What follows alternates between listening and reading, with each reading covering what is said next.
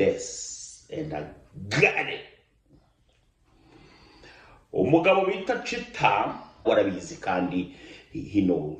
Haba ugiye kuvuga undi mugabo mugenzi wawe ugomba kugenda hari ukivugana ariko kubera ko nyine uri sugabo wowe ufite imyirondoro ya Kongo ariko uba mu Rwanda cyangwa ujye uhagera hari bitazakunda kuri iki gihugu.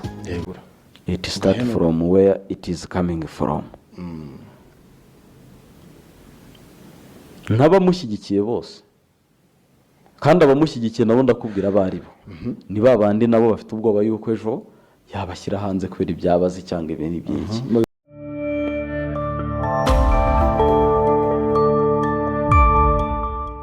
Nyarugenge rero amazi ntabwo akiri ya yandi abari mu nyanja biraza kubasaba koga mpagaze kugira ngo baze kuba bagashya neza cyangwa se baze kuba bidumbaguza neza. Ibintu bikomeje kuba ibibazo byatangiye abantu babibona nkaho ari ibintu biciriritse ariko ubu ngubu byatangiye kugera ku rundi rwego. Ahangaha n'abagabo babiri cyangwa se n'ibikomerezwa bibiri bizwi hano mu myidagaduro y'u Rwanda harimo uwitwa J Squeeze uyu nguyu bamwita mu mipango aka umwami w'abagoro uyu nguyu akaba ari declare ko atari umunyamakuru avuga yuko we ari umubloga n'umuntu ukoresha imbuga nkoranyambaga kandi ukurikirwa n'abantu aho ngaho yararimo kwitandukanya na RMC ariko none akaba ari kumwe n'uwitwa Chita Magic uyu nguyu akaba ari umunyamakuru we unabyemera kandi wabigize umwuga akaba ari umunyamakuru ubarizwa muri RMC. Hanyuma rero kuri ubu ngubu ibyari byoroshye cyangwa se ibyari byiya byamaze kuba amaraso ku buryo buteye ubwoba. Abagabo barimo barahana kuri kumwe guteye ubwoba. Ati bimeze bite rero?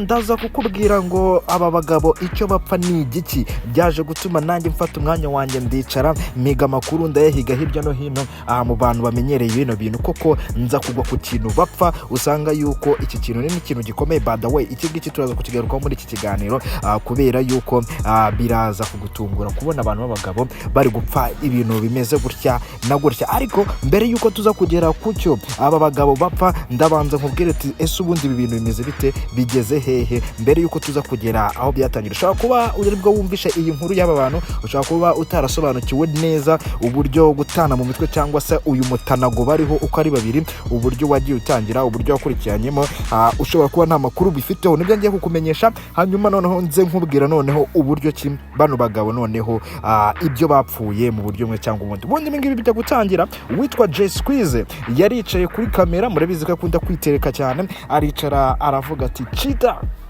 wowe uri umugome ati kubera yuko ugenda abantu bose murashwana abana inshuti zawe zose mugenda mushwana kubera yuko ugira ikintu bita amagambo cyangwa se ugira akarimi kagenda kabeshya hirya no hino. Ati dore wari inshuti y'uwitwa Sabe Murungi Sabe ati ariko kuri ubu ngubu niwe mwanze wawe ufite kubera yuko nubwo mudashaka kubishyira hanze nubwo mudashaka kubyerekana ariko kuri ubu ngubu uwitwa Sabe ngo na Chita niko J Squeeze abivuga uwitwa Sabe na Chita abo bantu ubu ngubu ngo aho mwaciye undi ahacisha umuriro. Ati kubera iki uwitwa Sabe igihe yari yaragiye hanze uwitwa Chita we yasigaye arimo kugenda amusebya ahantu henshi agiye atandukanye agenda avuga yuko hari byinshi yagiye akora bitameze neza. Ibyo ngibyo rero byatumye J Squeeze avuga ati uyu mugabo agira amagambo ku buryo buteye ubwoba ese uyu mugabo kubera iki ibi bintu abikora gutyo. Hanyuma uwitwa Chita Magic mu burakari bwinshi nawe yaraje yicara kuri kamera cyangwa se yaje n'ikiganiro yakoze ku munsi w'ejo aza abwira J Squeeze ko hari mirongo atagomba kurenga iyo mirongo namara kuyirenga yuko hari ikindi kizaba. Ariko anavuga yuko J Squeeze hari ibyo yitwaza abantu bakunda kubivuga yuko J Squeeze hari ibintu wenda hari imbaraga agenda yishingikirizaho akavuga ati ngiye kubera ibinkora gutya na gutya na gutya na gutya nta kintu waza umvugaho. Ariko witwa Chita Magic amuhereza agasopa aramubwira ati nta hantu itoroshi y'u Rwanda idashobora kumurika nta hantu kino gihugu kidashobora kuba cyagukura kikakuzana kandi kubera ibyaha uregwa. Hanyuma uwitwa Chita n'ubundi yatanze gasopa aravuga ati nuza muri famiye yanjye nuza ukarenga gatoya ati nzakwerekaho ibintu bibera bibi nzakwerekaho mbera kaga na kandare. Hanyuma ibi ngibi Jay Squeeze rero nk'umuntu uba ukurindiriye yuko ukora akantu gato kamuvugaho ubu kabutangije urugamba, yahise nawe agaruka aricara avuga ati wakinnye na long person umugane wiwe, araza aramubwira ati we Chita Magic, ati we ntacyo wantwara, nta na kimwe, nta kintu ushobora kunkoraho turetse kuvuga ubugambo n'iki n'ubwo kampani bwawe, ati we nta kintu wantwara kubera yuko ndakuze neza, ati iyo mirongo uvuga ntarengwa ngo ibiki byose, ati kuba umugabo buriya si ugushaka umugore gusa, ati ahubwo kuba umugabo ni ibitekerezo, kuba umugabo ni uburyo utekerezamo, ni uburyo wiyadaptamo mu bandi bantu. Ibyo ngibyo byose rero byaje kugeza amakimbirane yabo ku rundi rwego, aho wumva yuko uwitwa Chita icyo yavugaga arashaka nk'ushaka kwiyambaza ubuyobozi cyangwa se nk'ushaka kwiyambaza ubutabera mu buryo bumwe cyangwa ubundi, kuko iyo avuze ati ubutabera bw'u Rwanda cyangwa se itoroshi ry'u Rwanda nta hantu bidashobora kumurika itoroshi ngo rigukureyo, aho ngaho cyabashatse kuvuga uhita ucyumva nk'umuntu mukuru. Ubwo icyo yaherezaga Kasuku ni warning, last warning, yamubwira ko hari aho azarenga hanyuma ibintu bikaba bibi cyane. Jay Squeeze rero nawe ati barakubeshye shatu, twebwe ntabwo dukangika. Hari naho yavuze ati uko waba ufite ibyangombwa by'abakongomani cyangwa se ufite amazina y'amakongomani, ati bashobora kugukurayo. Uko yabivuze muriho mwabyumvisha hano muri audio, ati uko byameze kose, reka mbanza mbumvishe uko yabivuze hanyuma wumve neza. Reka twikomereze iki kandi nongere nkwibutse ko u Rwanda ntaho rutatunga itoroshi. U Rwanda wowe ufite imyirondoro ya Kongo ariko uba mu Rwanda cyangwa ujya uhagera bitazakunda kuri iki gihugu.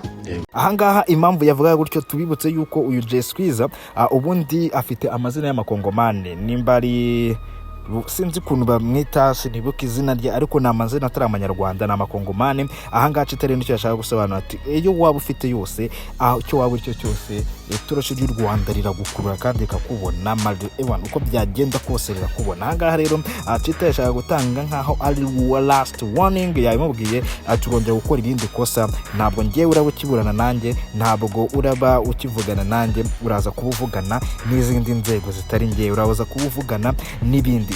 Ariko bose bakitana ba mwana ati ufite ibikuri inyuma cyangwa se ibyo wishingikirije. Na Kasuku yavuze ati ndabizi neza kuba uvuga ko ufite ibyo wishingikirije, ukibaza ati bano bagabo baraziranye uburyo ki bumwe cyangwa baraziranye. Hanyuma rero ibyo birahita binanjyana ku cyo iki kintu aba bagabo bapfa, ikintu bano bagabo bapfa rero murabizi neza ko bano bagabo bigeze gukoranaho igihe Jay Squeeze yari mu Rwanda.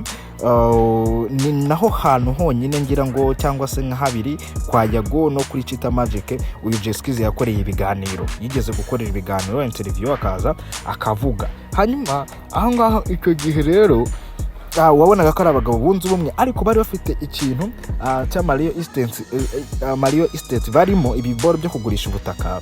Hanyuma yari kampani ya Chita, urabizi ko kampani Chita afite kampani nini, afite kampani nyinshi, afite sinzi ikintu afite cyitwa ngo Chita what, sinzi ikindi kintu yongeraho, ariko Chita ubundi ni kampani irimo ibintu byinshi, harimo iyo televiziyo, harimo n'iki byose, harimo ibintu by'itangazamakuru, ariko harimo n'ibindi bintu byinshi.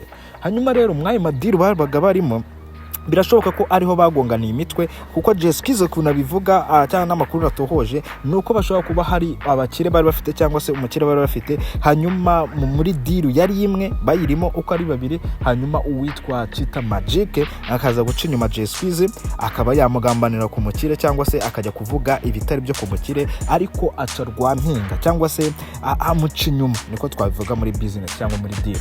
Ibyo ngibyo rero byababaje umuntu witwa Jay Squeeze, bahita babirangiriza aho ngaho, aramubwira ati ngewe n'undi munsi nituzongera guhana, tuzongera no gukorana. Ariko ibyo biba mu buryo buri prive, icyo gihe babisize mu buryo buri prive. Ariko ngo icyababaza Jay Squeeze nuko uyu mugabo yakomeje kugenda aca inyuma akajya kuvuga iby'aya madiru yabo babaga barimo n'ibice byose. Hanyuma ibi ngibi Jay Squeeze rero amubuze nuko itaza akitereka kuri kamera vuba vuba akavuga uko ibintu bimeze. Ati byarashobokaga yuko uwampaye amakuru yambwiye yuko byashobokaga yuko biguma biri prive, cyangwa se nimba iyo diru yari nanze cyangwa se Chita amuciye inyuma bikagenda bakarekeraho bagatuza. Ariko Chita ngo yakomeje kugenda avuga uyu nguyu Jay Squeeze yamara kumuvuga rero bikarangira Jay Squeeze nawe avuze ati noneho reka nze nguturitse ndi no gukorera amafaranga nkuko asanzwe bivuga kubwira yuko ati ngewe iyo ngiranye beef nawe ndaza nkaguturitsa kuri kamera kandi no gukorera amafaranga beef yanjye nkayikuramo n'amafaranga ariko nanagukora gutoye. Ibyo ngibyo rero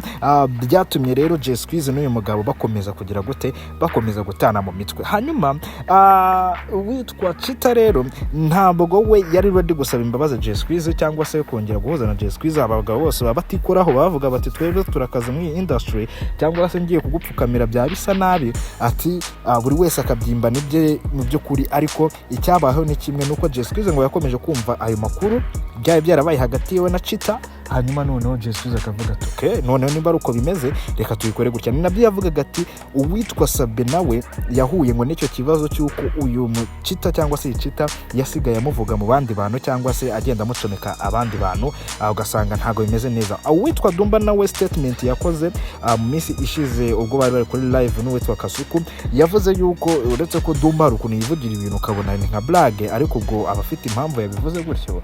Yavuze yuko ko nawe igihe yarasubiye muri